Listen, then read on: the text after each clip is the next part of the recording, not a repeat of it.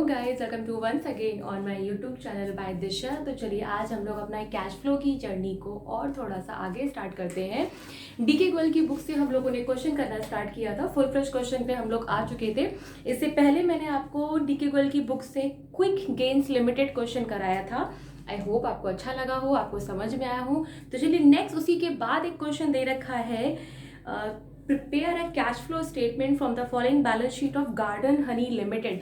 Question आपके screen पे appear हो जाएगा सो दैट, क्योंकि नंबरिंग मैं आपको नहीं बताती हूँ, क्योंकि नंबरिंग सबकी नई पुरानी बुक में आगे पीछे हो सकती है, तो ये आप लोगों को स्क्रीन पे अपेयर हो गया तो आप उसे बुक में देख सकते हैं। तो चलिए फटाफट अपनी डीके गोयल की बुक ले आइए, मेरे पास है। तो क्वेश्चन रीड डाउन करते हैं। सबसे पहले देखिए, बैलेंस शीट तो हमें दे रखी है, ठीक है, जिसको अभी पढ़ने का कोई मतलब नहीं है। हाँ, नीचे क्या नोट्स दे रखा है इसके रिगार्डिंग, वो हमारे लिए यूजफुल है, ठीक है। सबसे पहले दे रखा है रिजर्व एंड सरप्लस। तो रिजर्व एंड सरप्लस का क्या करना है, कैसे करना है, हमें अच्छे से पता है, और अगर नहीं पता होगा तो इस क्वेश्चन में देख लेंगे, ठीक है। फिर हमें लॉन्ग टर्म बोरिंग दे रखा है, शॉर्ट टर्म बोरिंग दे रखा है, शॉर्ट टर्म प्रोविजन दे रखे हैं, और टैंजिबल एसेट्स दे रखा है, ठीक है। फिर नीचे दे रखा है डिबेंचर वर रिडीम ऑन 1 अप्रैल, ठीक है। तो चलिए क्वेश्चन को करना स्टार्ट करते हैं। सबसे पहले हमें पता है कि जब हम कैश फ्लो क्वेश्चन का करना स्टार्ट करते हैं, सबसे पहले हम लोग स्टार्टिंग कहाँ से करते हैं, cash flow from operating activity. तो cash flow from operating activity, तो क्वेश्चन हम लोग अपना यहीं से स्टार्ट करेंगे, ठीक है। फटाफट आप भी अपनी कॉपी पेन सब ले आइए, साथ में क्वेश्चन करते हैं। और सबसे पहले हम लोग क्या लिखेंगे, हमें इसके लिए क्या चाहिए, हम स्टार्टिंग करते हैं नेट प्रॉफिट बिफोर टैक्स, ठीक है। हमें कौन सा प्रॉफिट चाहिए भैया, हमें वो प्रॉफिट चाहिए जिसपे ना तो अब तक टैक्स कटा हो, ठीक है। नेट प्रॉफिट बिफोर टैक्स मतलब कोई भी खर्चा ना घटा हो।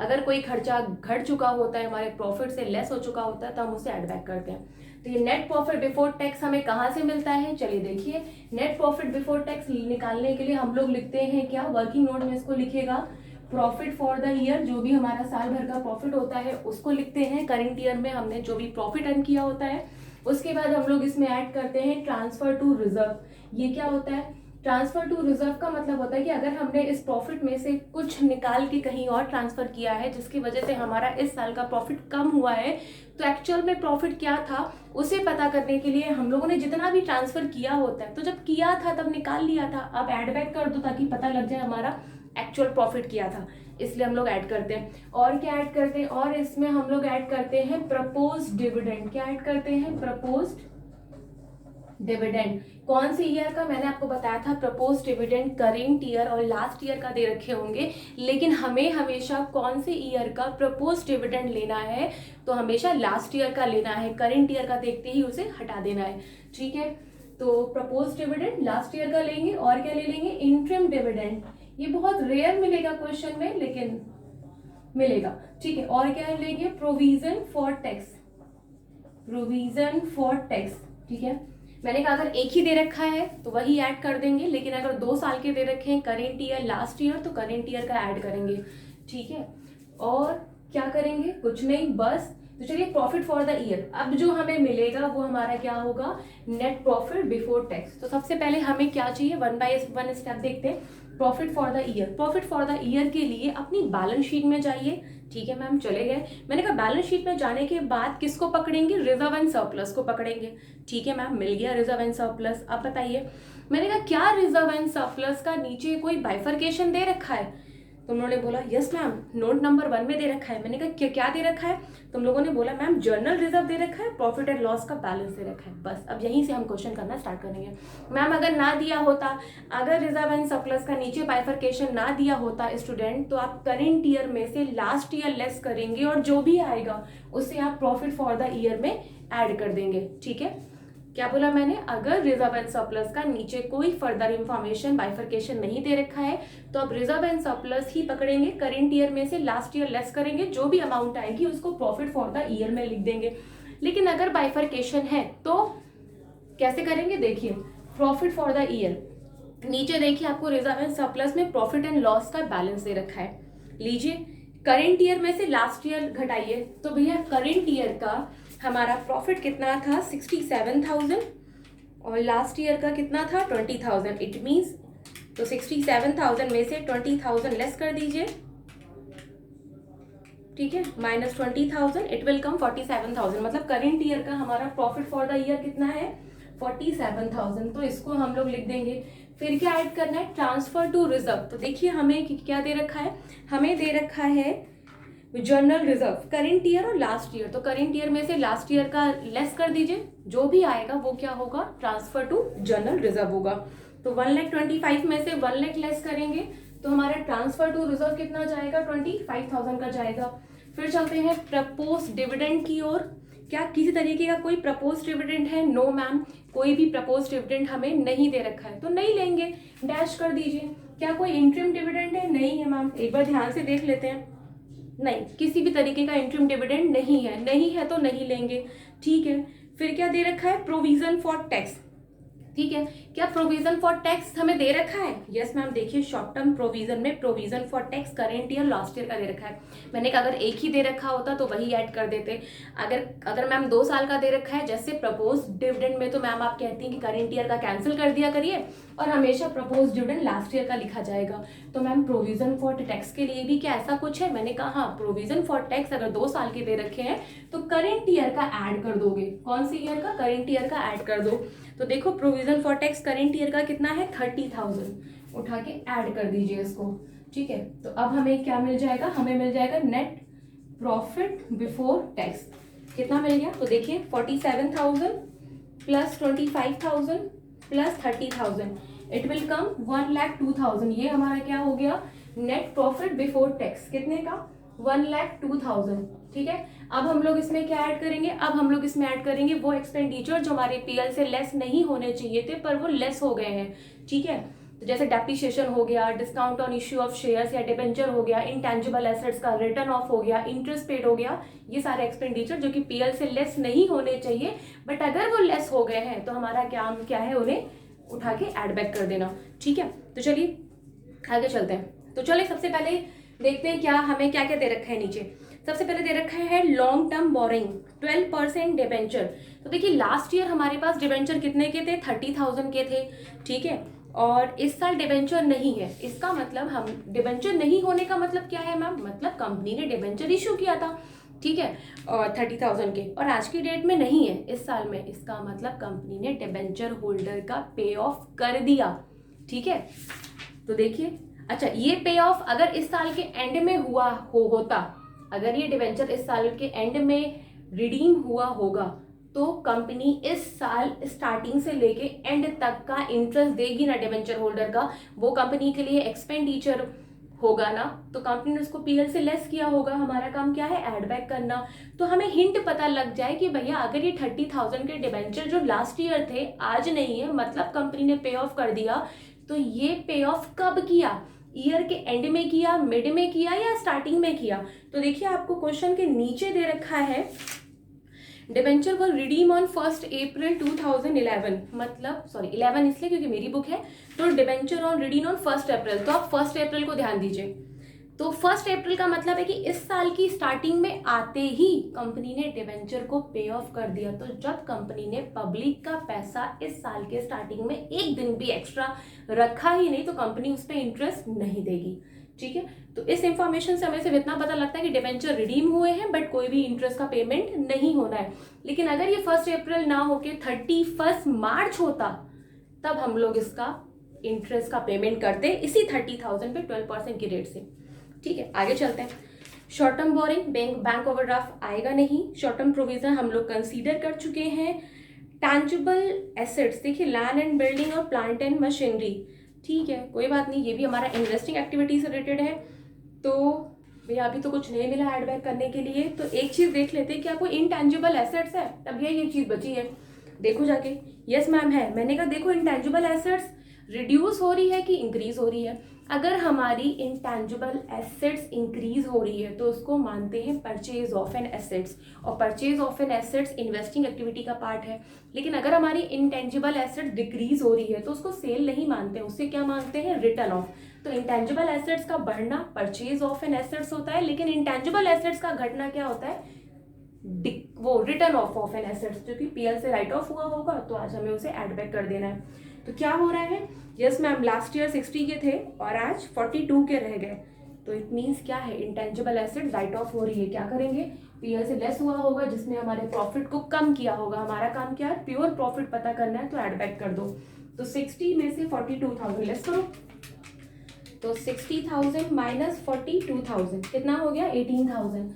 ऐड कर दीजिए, क्या लिखेंगे यहाँ पे, इनटैंजिबल एसेट्स रिटर्न ऑफ कितने की, 18,000। क्या और कुछ दिख रहा है, मुझे तो इंटरेस्ट पेड मिला नहीं, डेप्रिसिएशन है नहीं, तो अब स्टूडेंट आपका इसमें कुछ भी नहीं है करने को। अब क्या करेंगे भाई, आप ऐड करके जो भी आएगा उसे हम लोग बोलेंगे operating profit, operating profit before working capital changes, working capital changes. तो कितना हो जाएगा, 1,02,000 प्लस 18,000 को ऐड करते हैं, इट विल कम 1,20,000। ठीक है, अब क्या करना है, बिफोर वर्किंग कैपिटल चेंजेस है, तो अब हमें इसमें वर्किंग कैपिटल चेंजेस करने हैं। तो वर्किंग कैपिटल चेंजेस किसको देख के करेंगे, करेंट एसेट्स और करेंट लाइबिलिटी को। तो करेंट एसेट्स चलते हैं सबसे पहले, लेकिन बैलेंस शीट में आएंगे तो स्टार्टिंग में पहले क्या पड़ेगा, करेंट लाइबिलिटी, तो क्यों ना पहले उससे फिनिश कर ले। तो करेंट लाइबिलिटी की ओर चलते हैं। तो सबसे पहले हमारे पास क्या है, short term borrowing. Short term borrowing के बाइफरकेशन में जरा देखिए क्या है, बैंक ओवरड्राफ्ट। तो बैंक ओवरड्राफ्ट ऑपरेटिंग का पार्ट नहीं है, फाइनेंसिंग का पार्ट है, इसीलिए उसे यहाँ पे कंसीडर नहीं करना है हमें। ठीक है, आगे चलते हैं, ट्रेड पेबल। ट्रेड पेबल ले लो, 1,76,000 के थे, आज 93 के हो गए, तो करेंट लाइबिलिटी घट गई। ये बताओ स्टूडेंट, अगर लाइबिलिटी घटती है तो प्रॉफिट होता है कि लॉस होता है। अच्छा, मैंने कॉन्सेप्ट कौन सा दिया, पूरे ऑपरेटिंग में कॉन्सेप्ट एक ही है, एक्सपेंडिचर ऐड करो और इनकम लेस करो। तो अगर हमें लाइबिलिटी घट रही है तो हमें क्या हो रहा है, प्रॉफिट, और प्रॉफिट हो रहा है तो हमें क्या हो गई, इनकम, तो क्या कर देंगे, लेस। अगर हमें लॉस होता, ठीक है, तो हम क्या करते हैं, ऐड बैक, मतलब लॉस और एक्सपेंडिचर आपको ऐड करने हैं, इनकम और प्रॉफिट लेस करना है। तो भैया ट्रेड पेबल जो है हमारे, हमें उनसे प्रॉफिट हो रहा है क्योंकि लाइबिलिटी का घटना मतलब अब उतने से हमें पे ऑफ नहीं करना है। ठीक है, पहले कितना पेमेंट करना था, 1,76,000, आज की डेट में कितना पेमेंट करना है, 93,000 का, मतलब 83,000 से हमारी लाइबिलिटी घट गई भैया, प्रॉफिट हो गया। तो क्या करेंगे, लेस कर लेंगे। क्या करेंगे, less decrease in trade payable. तो प्रॉफिट हो गया, प्रॉफिट को क्या करेंगे, लेस, और लॉसेस को क्या करेंगे, ऐड। कितने से, 83 से। और कोई करंट लायबिलिटी के साथ, अच्छा लेस कैसे करके दिखाएंगे, तो लेस को हम लोग ब्रैकेट में शो करते हैं। ठीक है, आगे चलते हैं। आगे हमारे पास क्या है, शॉर्ट टर्म प्रोविजन। तो शॉर्ट टर्म प्रोविजन में प्रोविजन फॉर टैक्स है, जो कि अब हमें उसको लेना नहीं है। ठीक है, तो उसके बाद हम लोग देखते हैं शॉर्ट टर्म, तो फिर ठीक है, करंट लायबिलिटी में और हमें और कुछ नहीं मिला। चलते हैं करंट एसेट्स की ओर। करंट एसेट्स में सबसे पहले हमें क्या दे रखा है, इन्वेंट्री दे रखा है। इन्वेंट्री में लास्ट ईयर इन्वेंट्री हमारी कितने की थी, 1,20,000 की थी, आज हमारी इन्वेंट्री कितने की हो गई, 80,000 की। मीन्स इन्वेंट्री क्या हो गया, 40,000 से घट गई। देखो भाई, लाइबिलिटी का घटना तो प्रॉफिट होता है, लेकिन एसेट्स का घटना क्या होता है, एसेट्स का, लाइबिलिटी का घटना तो प्रॉफिट होता है, तो प्रॉफिट को लेस कर लेंगे, लेकिन एसेट्स का घटना एक्चुअल में लॉस होता है, और लॉस क्या होगा, ऐड।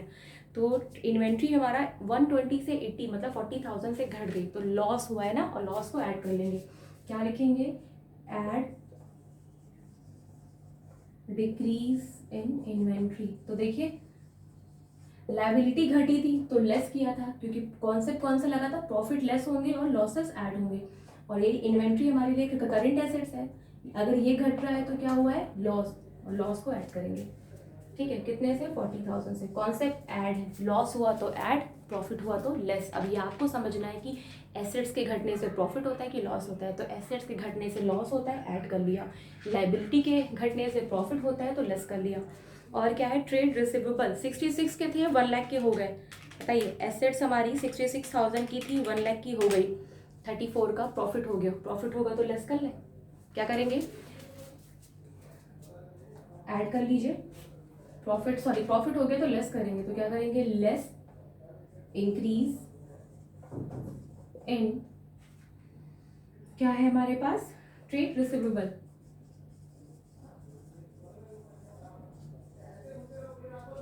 34,000 लेस कर लेते हैं। अब हमारे पास ऐसा कुछ बचा नहीं, तो चलिए निकालते हैं। हमारा क्या आ रहा है, 1,20,000 माइनस 83,000 प्लस 40,000 माइनस 34,000, तो हमारा क्या आ रहा है, 43,000 आ रहा है।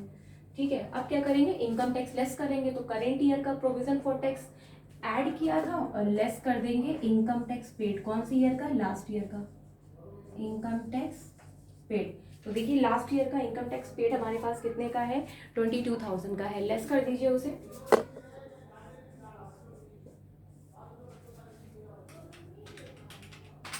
तो 21,000 क्या हो गया हमारा, चलिए इसका आंसर देख लेते हैं हमारा। तो क्या हो गया, 21,000, चूंकि फेवरेबल मतलब पॉजिटिव आ रहा है तो क्या लिखेंगे, cash from operating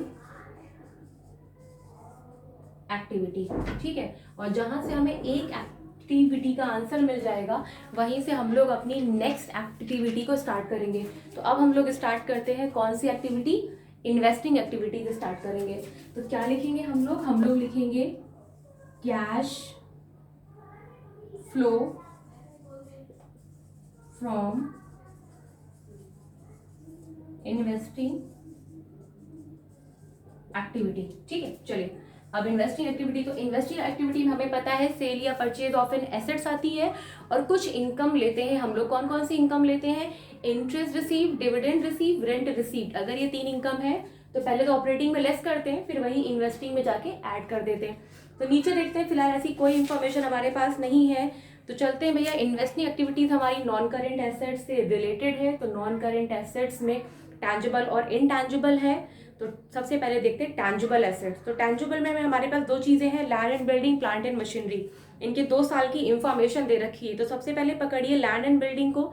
land and building last year 2 lakh की थी, आज 50,000 की बची, तो क्या हो गया, 2 लाख से एसेट्स आज की डेट में आपके पास अगर 50,000 की बची है, मतलब क्या आपने सेल कर दिया ना, तभी तो नहीं बची, क्योंकि 1.5 लाख का डेप्रिसिएशन तो नहीं लग सकता ना। ठीक, तो अगर आपकी एसेट्स घट रही है तो क्या हो रहा है, सेल ऑफ एन एसेट्स, और sale of an assets add होगा कि लेस होगा। तो मैंने कहा अगर आप एसेट्स को बेचेंगे, अगर एसेट्स का सेल हो रहा है तो क्या है, कैश का इनफ्लो है, ऐड कर लीजिए। यही अगर आपकी एसेट्स बढ़ रही है, मतलब और परचेज करके आप लाए हैं, तो कैश का आउटफ्लो है, लेस कर लीजिए। तो चूंकि यहाँ पे लैंड एंड बिल्डिंग सेल हो रही है तो क्या लिखेंगे, sale of land and building कितने की, तो 2 लाख से 50, मतलब 1,50,000 की लैंड एंड बिल्डिंग हमारी सेल हो गई, तो हमारे पास कैश आया है, तो हमें क्या करना है, ऐड करना है। ठीक है, तो ऐड कर लेंगे। ठीक, दूसरा प्लांट एंड मशीनरी के साथ क्या हो रहा है, चलिए देखते हैं। तो प्लांट एंड मशीनरी 1,50,000 की थी, 3,15,000 की बची है। ठीक है, तो फिर देखते हैं हमारी प्लांट एंड मशीनरी के साथ क्या हो रहा है। भैया वैल्यू बढ़ गई ना, मतलब परचेज हो रही, कितने से परचेज हो रही, चलिए देखते हैं। तो 1,50,000 माइनस 3,15,000, तो 1,65,000 से हमने क्या किया है, प्लांट एंड मशीनरी परचेज करी है। तो क्या है, कैश का आउटफ्लो है ना, एसेट्स खरीदोगे तो पैसा जाएगा। तो क्या करोगे, purchase of plant and machinery, तो लेस लिख देंगे परचेज ऑफ प्लांट एंड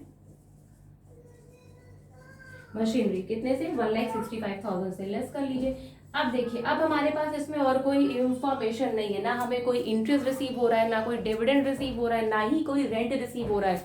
तो इन्हीं से हम लोग, अच्छा एक चीज दे रखा है इंटैंजिबल एसेट्स, तो मैंने कहा इंटैंजिबल एसेट्स अगर परचेज होगी तब तो यहाँ आ जाएगी, लेकिन अगर घट रही है तो उसको सेल नहीं मानेंगे, क्या मानेंगे, रिटर्न ऑफ हो रहा है। तो रिटर्न ऑफ हो रहा था तो हमने यहाँ पे ऐड कर लिया।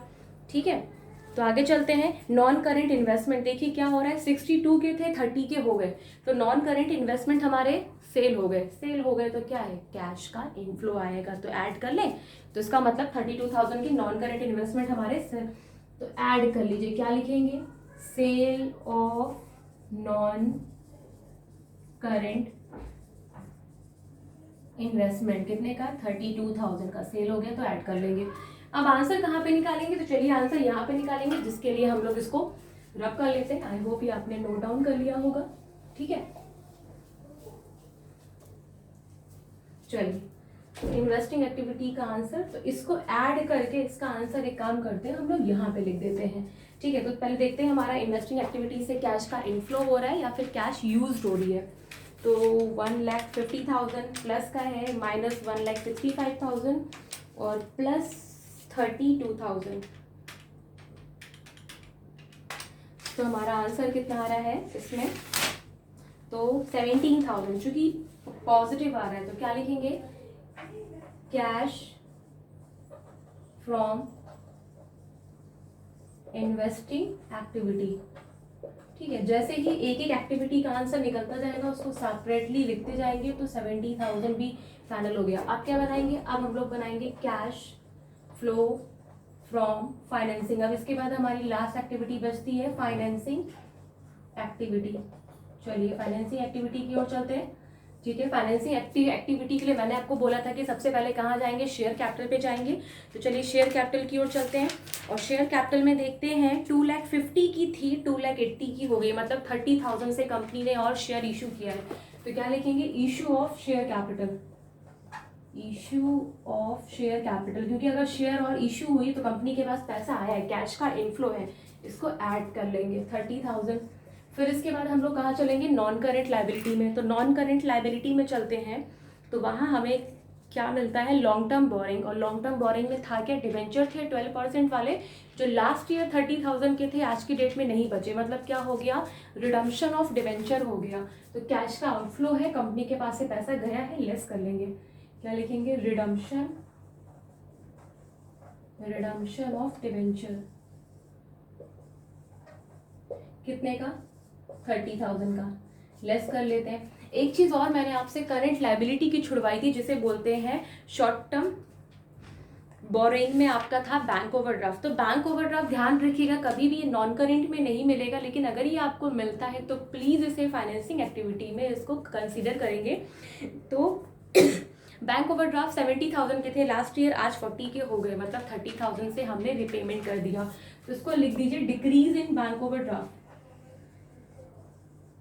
Decrease in bank overdraft. कितने से कितने का बचा हमारा, 70 का था, 40 का रह गया, मतलब 30,000 से डिक्रीज। डिक्रीज कैसे किया होगा, मतलब हमने पेमेंट कर दिया।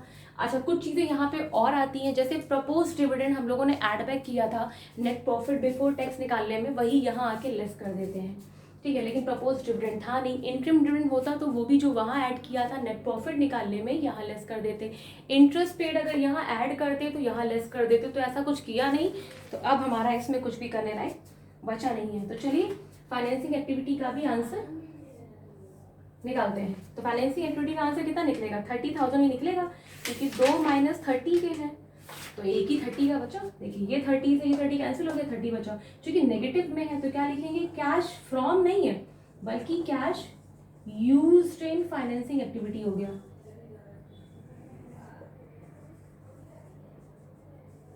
कितना हो गया, 30,000। ठीक है, तो सबको नाम दे देते हैं। चलिए काम करते हैं, एक्टिविटी। तो कैश फ्रॉम ऑपरेटिंग एक्टिविटी, इसको ए नाम दे देते हैं। ये हमारा बी। स्टूडेंट मेरा बोर्ड थोड़ा सा छोटा है तो प्लीज़ थोड़ा सा मैनेज कर लीजिएगा। ठीक है, तो अब चलते हैं। अब क्या करना है, अब हमें इन तीनों एक्टिविटी को ऐड करना है। तो चलिए ए प्लस बी प्लस सी, चलिए ऐड करते हैं।